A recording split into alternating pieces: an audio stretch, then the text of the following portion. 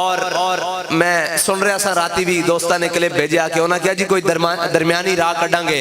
تے کوئی درمیانی راہ والی گل آندی سی تے ساڈے قائد شعر پڑھدے ہوندے سن، فرماندے سن مقام فیض راہ میں کوئی جچا ہی نہیں،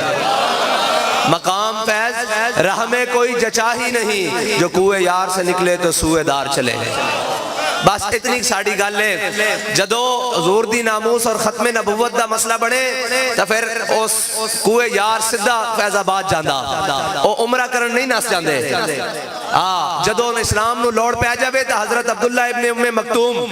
انہوں نے جنگ یرموک بڑی سخت جنگ ہو گئی مسلمانہ دی رومیہ دے نال، انہوں نے کیا کہ رومیہ دیا 11 صفان تے مسلمانہ دیا 13 صفان تے آپ نابینا سن، آپ نے فرمایا یار مینوں بھی نال لے چلو، انہوں نے کہا بابا جی تے جنگ لڑا گے کہ تو انہوں سنبھالاں گے، آپ نے فرمایا یار تسی جنگ لڑنا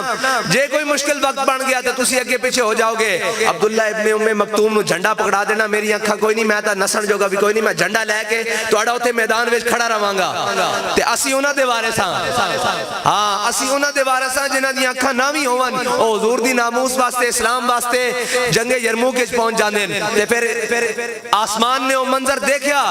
کہ مسلماناں نو فتح ہوئی، اور جدو حضرت عبداللہ ابن ام مکتوم دی لاش دیکھی گئی تے آپ دے سینے نال آپ دا جھنڈا سی اور آپ شہید ہو چکے سن، تے سانو مرنے ویلے بھی وہ سبق دے گئے کہ جے دنیا تو جانا بھی ہے تے حضور دی ناموس دے مسئلے نو سینے نال لا کے جانا،